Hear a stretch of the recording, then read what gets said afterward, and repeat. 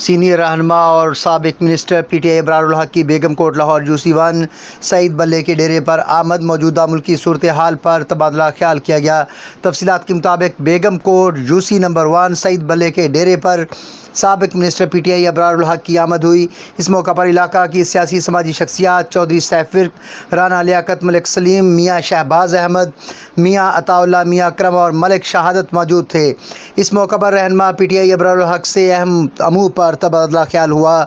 इस मौका पर चौधरी सईद बले ने अबरार-उल-हक को अपनी और अहले इलाका की जानिब से मुकम्मल हिमायत का ऐलान किया, जिस पर अबरार-उल-हक ने उनका तहे दिल से शुक्रिया अदा किया। अपने कैमरामैन टीम के साथ Sheikh Mohammad Tayyab, FS media network, Sheikhupura.